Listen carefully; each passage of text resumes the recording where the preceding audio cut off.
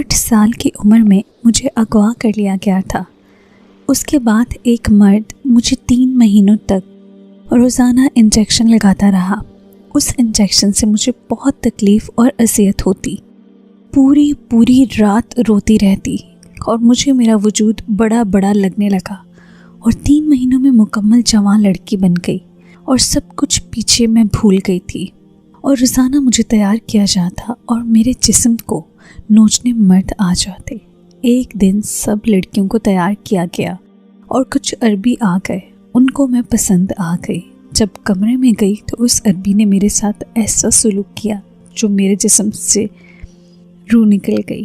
وہ عربی تو میری آنکھوں پر کالی پٹی باندھی گئی تھی، میرے ہاتھ پیچھے کی جانب باندھ دیے گئے تھے، میں بے تحاشا رو رہی تھی۔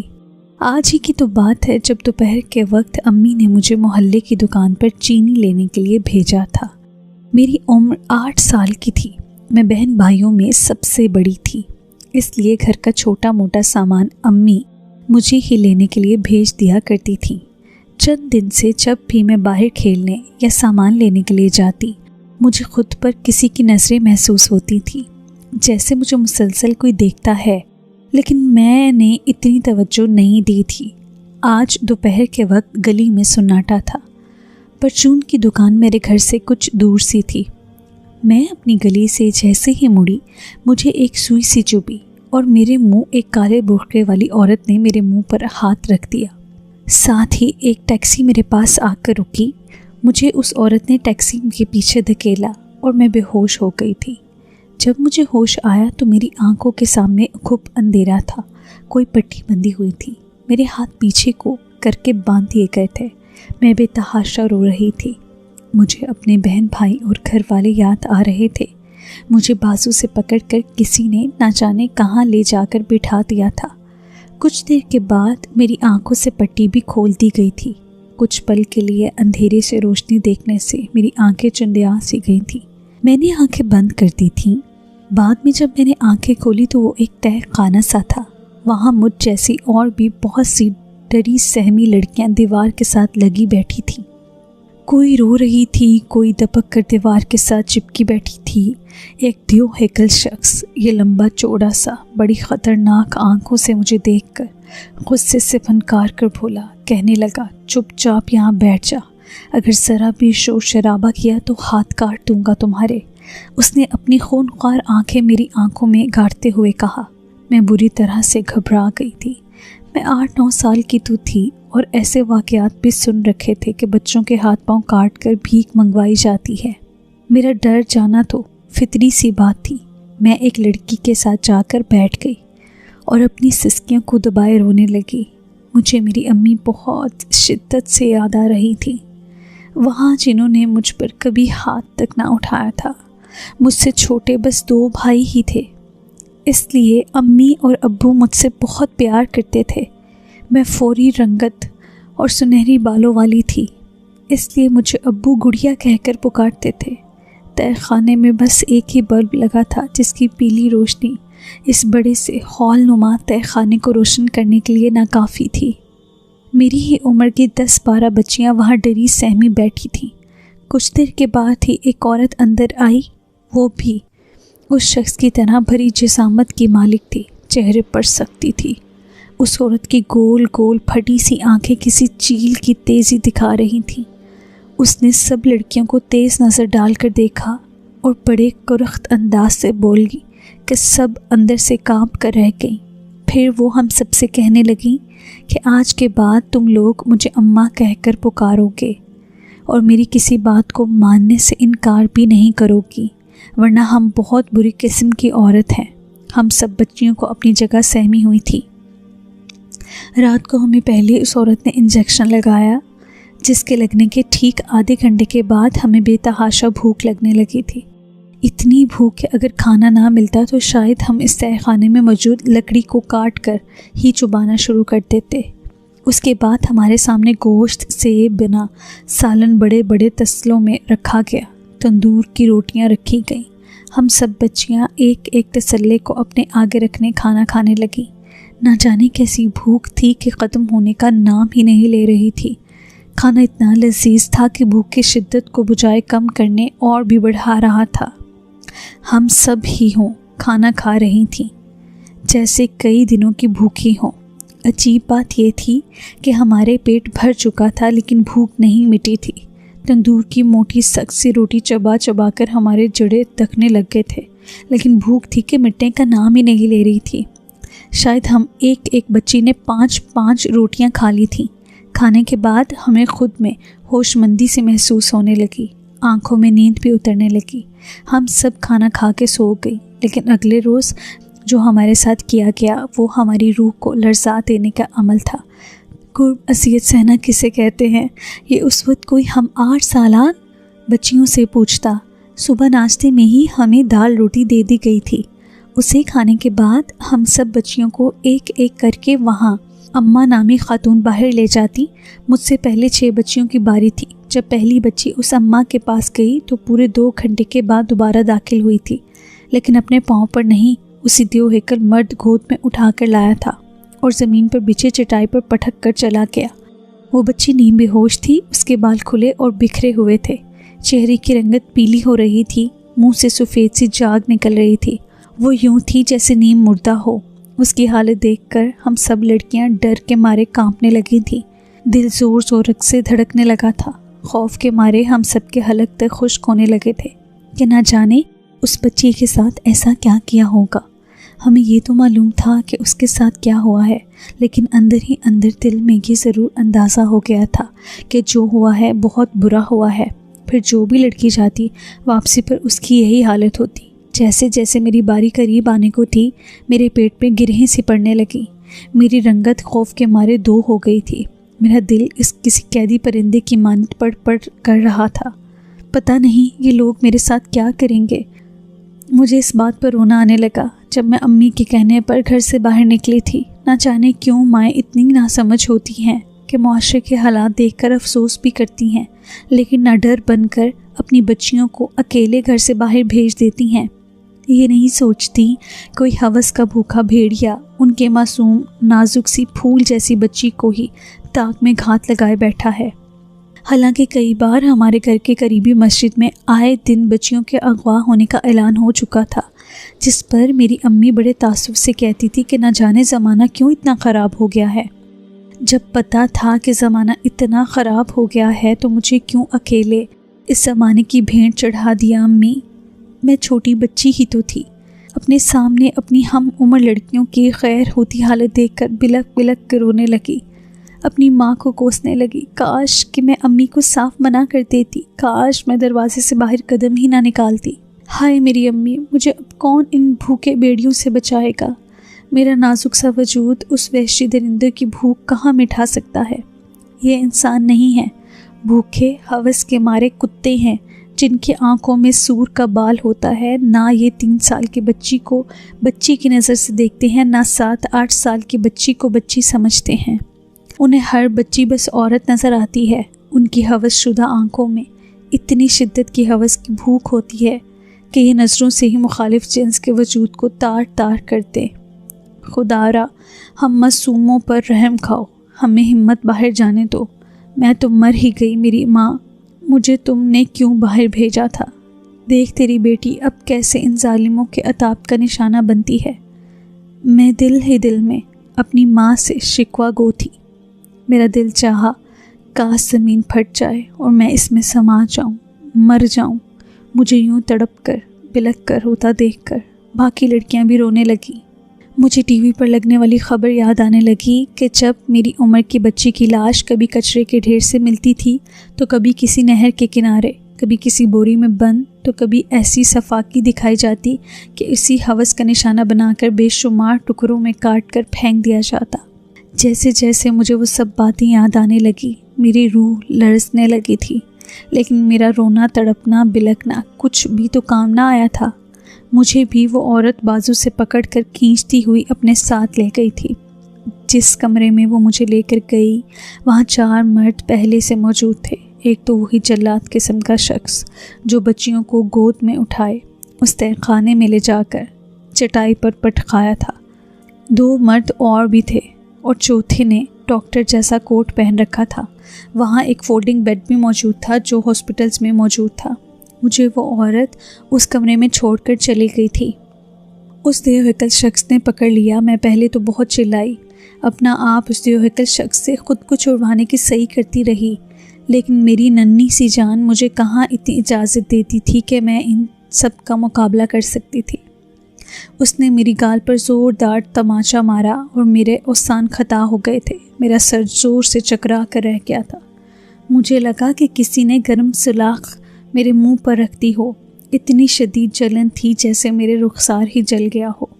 मुझे उसने उस फोल्डिंग बेड पर लेटा दिया। 2 मर्द मेरे हाथों और बाजू को जकड़ा और उस वहशी देव ने मेरे दोनों पाँव पकड़े और हरकत करने से मैं कासिर हो गई थी। उस डॉक्टर ने पहले मेरे बालों को पोनी से आज़ाद किया।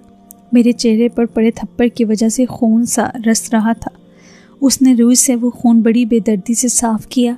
उसके बाद मेरे सर पर एक माइक्रोफोन की तरह का आला मेरे सर पर लगा दिया। मुझे अब भी मालूम नहीं था कि मेरे साथ क्या किया जाएगा, लेकिन इसके बाद मेरे दिमाग को बिजली के शॉट्स लगाए गए।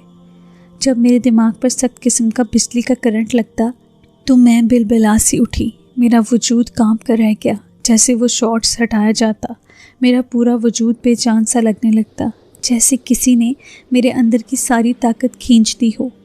तुम्हारा नाम क्या है? वो सफ़ेद कोट वाला डॉक्टर मुझसे सवाल कर रहा था। मैं नीम ख़नूदगी में उसे अपना नाम बताने लगी। फिर मेरे कानों ने ये सुना कि 2 शॉट्स और लगाने पर उसकी पिछली याददाश्त चली जाएगी।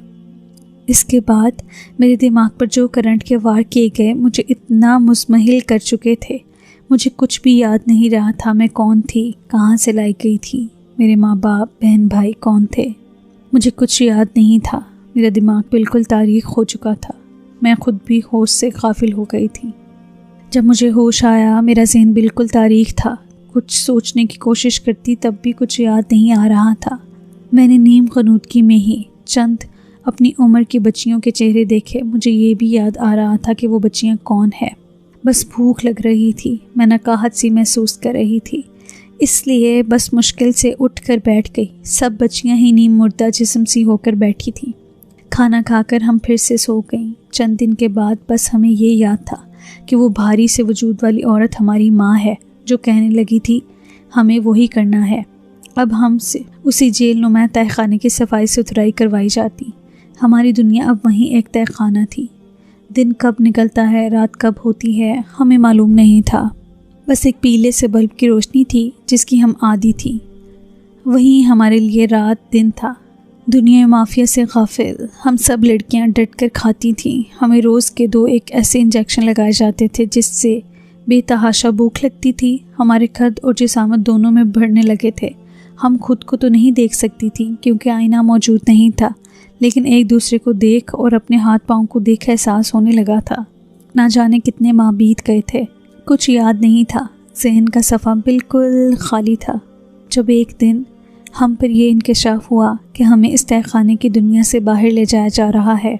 हम सब लड़कियां इस बात से बिल्कुल अनजान थीं कि इस तहखाने से बाहर की दुनिया होती कैसी है, लेकिन जब हमें उस अंधेर नगरी से बाहर ले जाया गया, सूरज की रोशनी देखकर हमारी आंखें चुंधिया गई थीं। हम लोगों को एक बस में बैठा दिया गया था। हम सब लड़कियां बड़े बड़े गौर से बाहर की दुनिया को बड़ी हैरत से देख रही थीं। बड़ी बड़ी इमारतें, मार्केट्स, पार्ट्स, सड़कें, जैसे हम दूसरे सयारे से आए हों, मखलूक हैं। फिर हमें एक बंगले में ले जाया गया।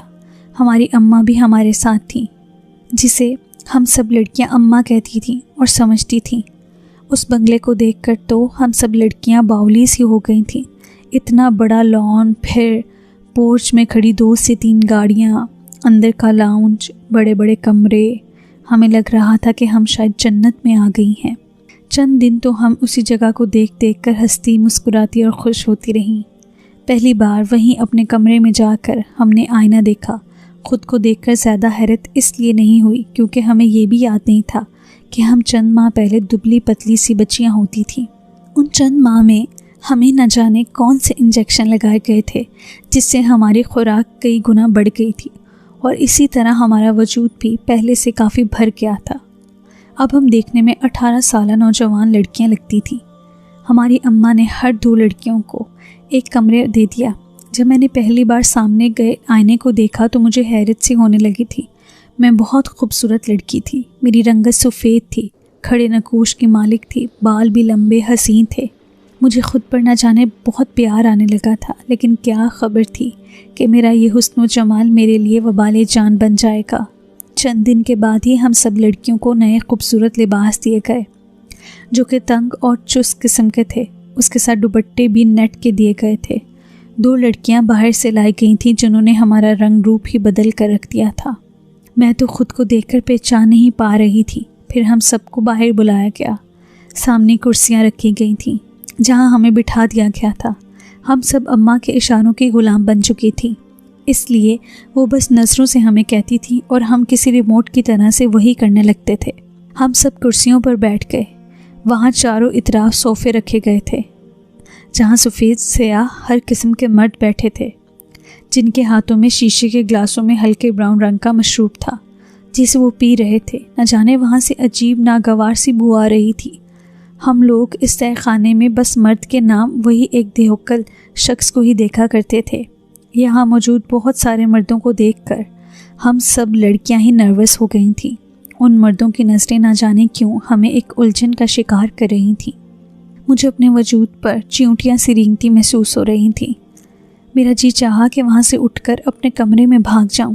شاید ایسی ہی حالت وہاں موجود سب لڑکیوں کی تھی۔ مجھے ایک شخص ان میں سے بڑی عجیب و غریب نظروں سے دیکھ رہا تھا۔ ہاتھ میں شراب لیے وہ نوجوان سا شخص دیکھنے میں نہ زیادہ خوش شکل تھا نہ ہی برا۔ جو عجیب بات اس شخص میں تھی وہ یہ تھی کہ اس کے چہرے پر وہ بات نہیں تھی جو وہاں موجود دوسرے مرد کے چہرے اور آنکھوں میں تھی۔ ان کی آنکھیں ہمیں اپنے وجود پر بری طرح سے چبھ رہی تھیں۔ ان کی آنکھوں میں ہوس کی چمک تھی، چہرے پر خباثت اور ان کی مسکراہٹ میں کمینگی سی تھی۔ مجھے نہیں پتا تھا کہ وہاں کچھ دیر میں ہم پر کیا قیامت ٹوٹنے والی تھی۔ ایک شخص نے میری طرف اشارہ کیا اور اماں سے کہنے لگا کہ اس لڑکی کے 2 لاکھ دوں گا۔ میں اس کی بات سے بالکل انجان تھی کہ وہ کس بات کے پیسے دے رہا ہے۔ امی نے منع کر دیا، کہنے لگی یہ تو ہیرا ہے، ہیرا، اس کی ایک رات کی قیمت 10 لاکھ سے کم نہیں لوں گی۔ میری عقل اور فہم اب بھی اس بات سے انجان تھی کہ میری عزت کا سودا ہو رہا تھا۔ 2 لوگ 10 لاکھ دینے پر تیار ہوئے تھے۔ ان میں سے ایک وہ شخص تھا جو مجھے ان سب مردوں میں کچھ الگ سا لگا تھا، لیکن وہ دونوں نہ جانے کیوں آپس میں جھگڑنے لگے، شاید میرے لیے جھگڑ رہے تھے۔ میری اماں کے چہرے پر بڑی تفاخرانہ مسکراہٹ تھی۔ اس نے اتراتے ہوئے میری قیمت بڑھا دی۔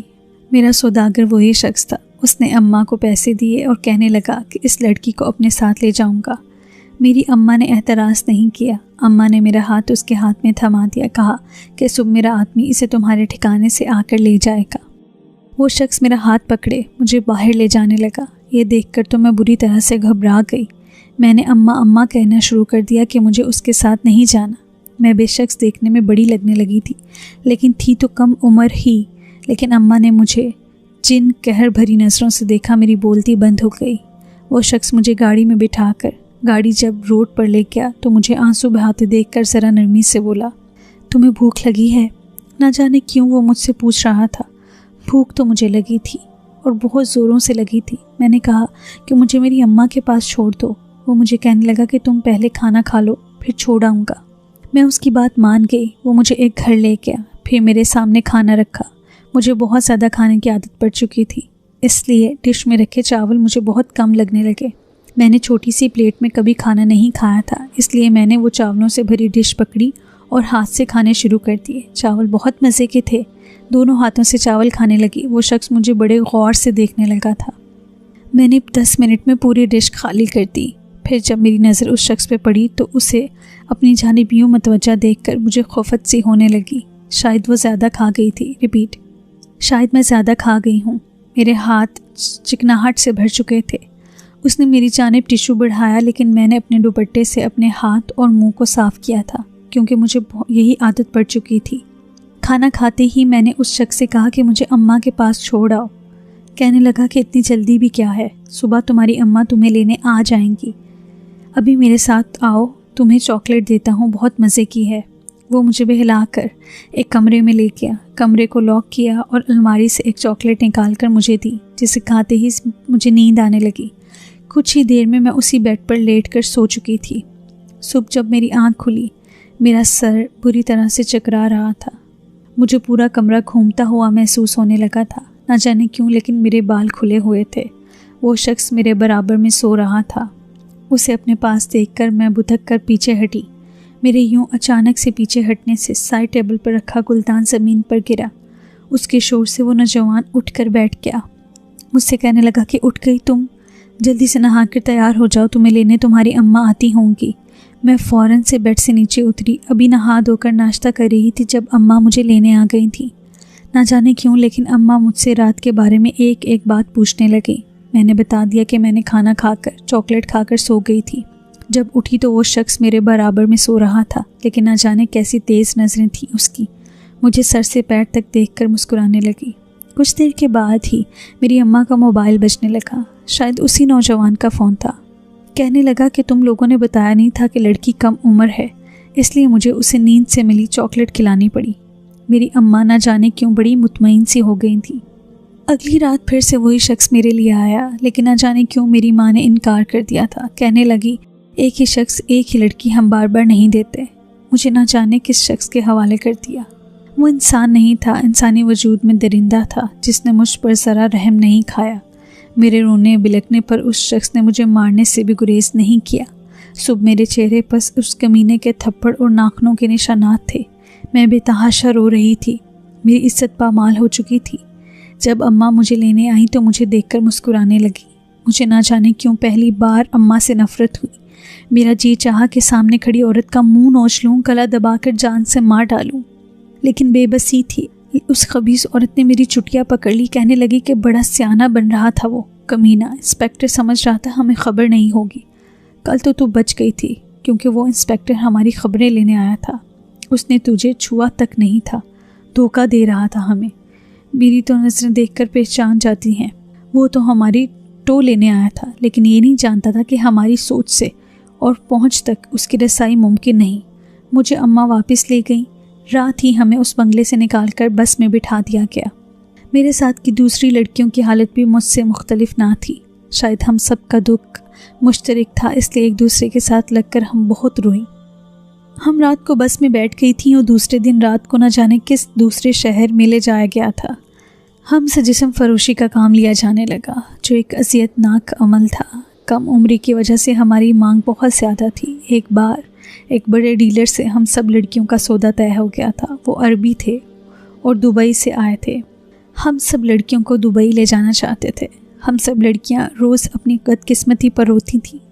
جب ہم اماں کی بات پر انکار کرتی تو وہ کمبخت ہمیں بہت مارتی۔